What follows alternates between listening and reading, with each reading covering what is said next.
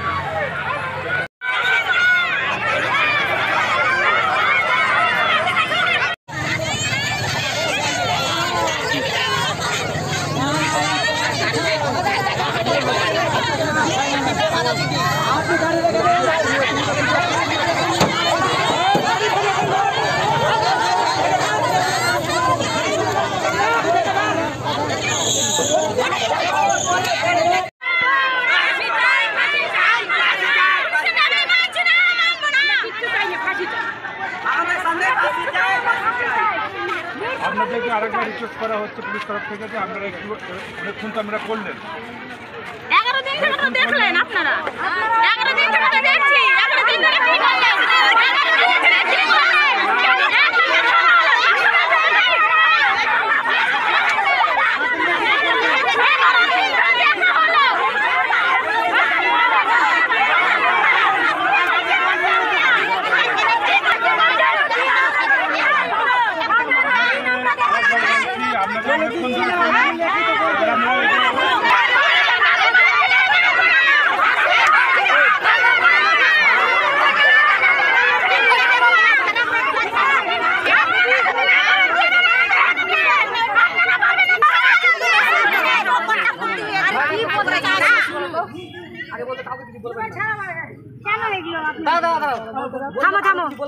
ঠিক আছে বলেন বলছি কি বসলাম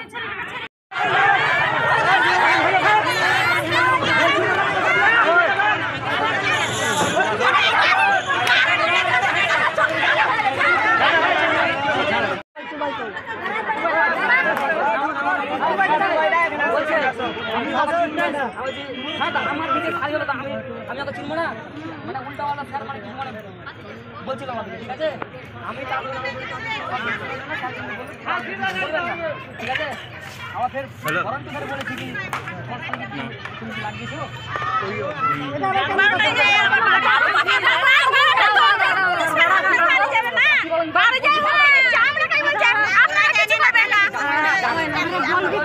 বলতে দাও না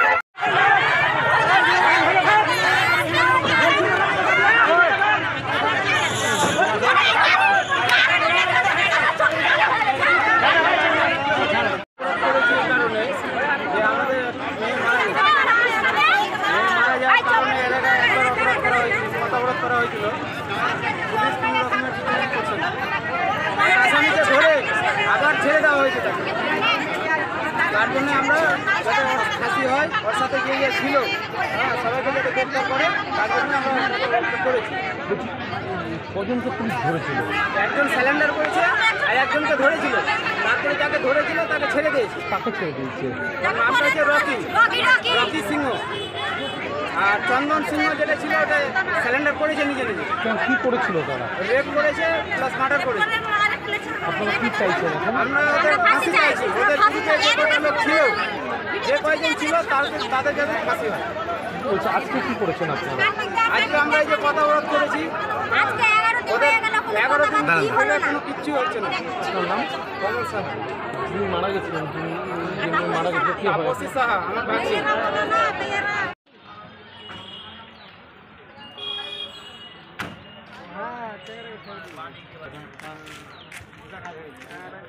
গোটায় ওই সাইডটা পিছন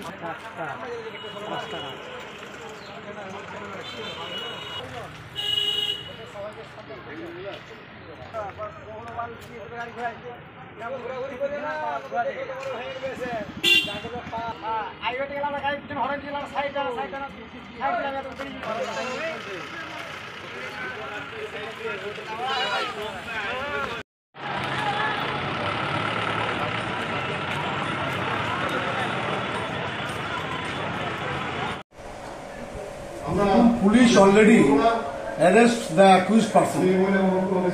বিচার বিচারের মতো চলে, পুলিশ পুলিশের মতো কাজ করছে। মালদা জেলায় পুলিশ অত্যন্ত অ্যাক্টিভ। এই ঘটনাটা শোনার সঙ্গে সঙ্গে এবং এফআইআর অলরেডি হ্যাড বিন লজড। আসামিরা অ্যারেস্টেড হয়েছে, আরও ইন্টারোগেশন চলছে। ইন্টারোগেশনের পরে তাদের বিচার হবে। এটা একটা পুলিশি প্রক্রিয়া এবং বিচার ব্যবস্থার প্রক্রিয়া। এখানে বিজেপি কোথায় কি বলছে তার দ্বারা জেলা বা রাজ্য বা দেশ চালিত হয় না। বিজেপির জায়গা মণিপুরে নারীরা ধর্ষিতা হলে তার বিচার হয় না। বিজেপির রাজ্য উত্তরপ্রদেশে মেয়েদেরকে যাচ্ছে তাই ভাবে নোংরা আচরণ করা হচ্ছে, সেখানে কোনো বিচার হয় না। হীরামতি মানুষরা দিল্লির সংসদের পাশে নির্যাতিতা হচ্ছে, তার বিচার হয় না। বিজেপির লোকরা এগুলো দেখুক, কাজে দেবে। বাংলায় আইনের শাসন সুপ্রতিষ্ঠিত আছে। জননেত্রী মমতা বন্দ্যোপাধ্যায় বাংলায় রুল অফ লকে এস্টাবলিশ করেছেন বলে বারবার বাংলাতে বাংলা বিরোধীদের বিসর্জন দিয়ে বাংলার মেয়েকেই যে চায় তা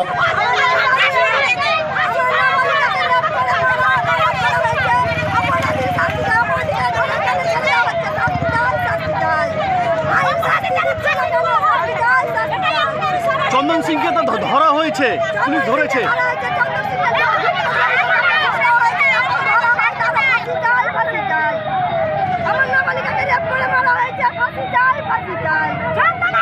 আপনার কে লাগে?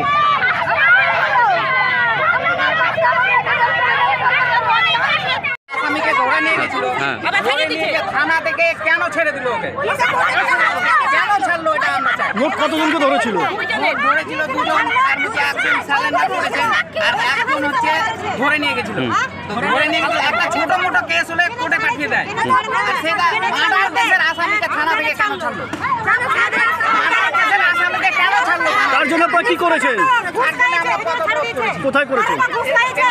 আপনার দাবি কি? আমাদের দাবি যাকে ছেড়েছে ওকে ধরে ওরও যেন ফাঁসি হয়, আর যে স্যালেন্ডার করেছে ওরও যেন ফাঁসি হয়, আর যে ধরা করেনি ওকেও যেন তাড়াতাড়ি বের করে। আপনার নাম কি?